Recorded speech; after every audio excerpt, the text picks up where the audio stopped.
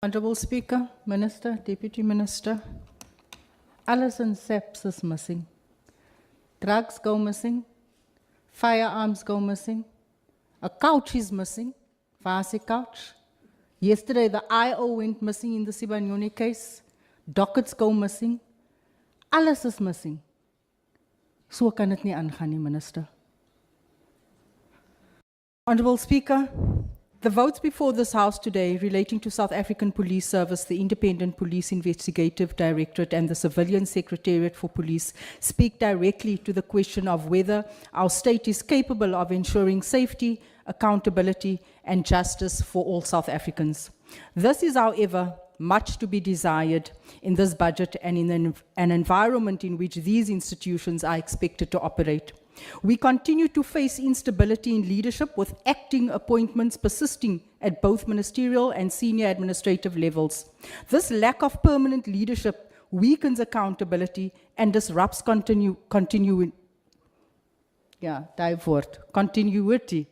We heard you saying earlier on, we are introducing, and we keep on hearing you saying, we have appointed a new task team. When will we hear about results?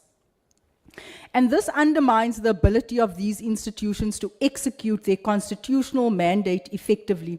At the same time, serious allegations of corruption, maladministration have been exposed through the work of the Parliamentary Ad Hoc Committee, whose report is currently being finalized. These revelations further erode public trust in institutions that are meant to protect and serve our communities. It is disgraceful, the findings of the Ad Hoc Committee.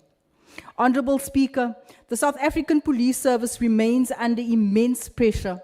Our communities continue to live with daily realities of violent crime, organized criminal networks, and resource constraints that hamper effective policing. Frontline officers are left without adequate support, training, and equipment to do their jobs effectively. Communities must be served while we root out and expose the rot in our system. Vehicles must be procured and provided so that resources are directed towards policing and not brown envelopes. Detectives must be given tools of trade while we confront the alarming reports of firearms, like I said earlier on, going missing and drugs going missing for forensic, at forensic storage places. Rape kits must be available so that justice is not denied or delayed. Task teams must be properly supported to ensure that organized crime is dismantled, not enabled, like we've heard. Proper forensic and scanning equipment. Never again must we hear there's only one scanner in this country. Proper forensic and scanning equipment must be provided so that evidence is secured and not compromised. Honourable Speaker, IPID, which is meant to serve as an independent watchdog over police conduct, remains critically important to the integrity of our justice system, yet concerns persist regarding its capacity, its independence, and ability to investigate serious allegations without delay or interference. Recommendation after recommendation, zero enforcement. The Civilian Secretariat for Police. Civilian Secretariat for who? I've only heard of the Secretariat when I came to Parliament.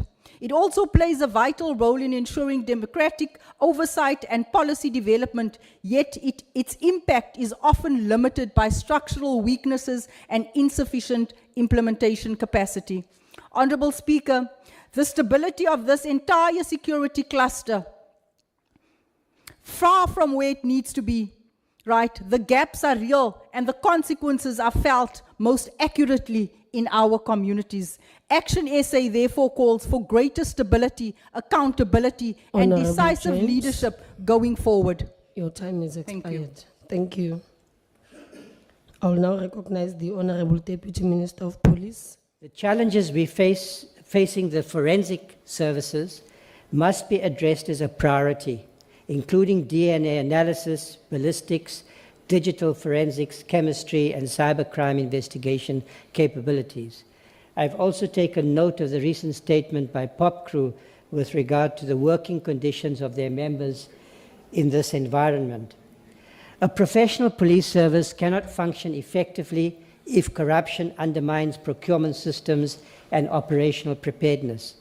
The Acting National Commissioner is therefore implementing a far-reaching overhaul of SAPS procurement and supply chain management systems in partnership with the government's Technical Advisory Centre, GTAC, in the National Treasury. This reform process will modernize procurement systems, strengthen oversight, improve transparency, and ensure that police officers have the technology, the vehicles, the protective equipment, and the operational sources that they need. Honourable members, discipline and accountability are fundamental to rebuilding trust in policing. The South African Police Service is reviewing the disciplinary regulations to improve effectiveness of this function. The disciplinary system must be seen to be consistent, fair, and efficient by the members of the police service and by the public. Our objective is to build a disciplined, professional, and ethical police service that commands public confidence and supports honest police officers in carrying out their duties effectively. My view is that where members are facing serious criminal charges, they should be removed from operational policing duties while due process unfolds. Those convicted of offences involving dishonesty, corruption, or violent crime, including rape, must face mandatory dismissal from the organization. Whistleblower mechanisms should also be strengthened to encourage the reporting of corruption and criminality within the South African Police Service. Measures are therefore being implemented to strengthen the internal disciplinary and investigative capacities. Honourable members, organised crime continues to threaten our economy, communities, as well as our democratic institutions. Criminal syndicates are becoming increasingly sophisticated and violent. We are still in the middle of a violent gang wars in the Western Cape particularly, despite ongoing efforts to restore safety and security. The government is responding with determination. A new organised crime strategy has been developed to strengthen intelligence-led policing, improve interdepartmental coordination, intensify financial investigations, and enhance partnerships with the private sector and international law enforcement agencies. Substantial resources have been allocated from CARA funds as well as the MTF budget.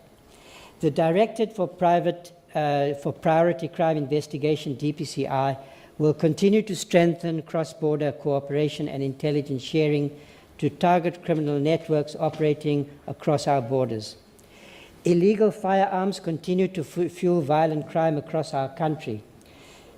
To strengthen regulation and enforcement under the Firearms Control Act, an additional 18 million has been allocated over and above the baseline allocation for licensing and compliance activities. Furthermore, more than 200 million has been invested in the development of an enhanced digital firearms control management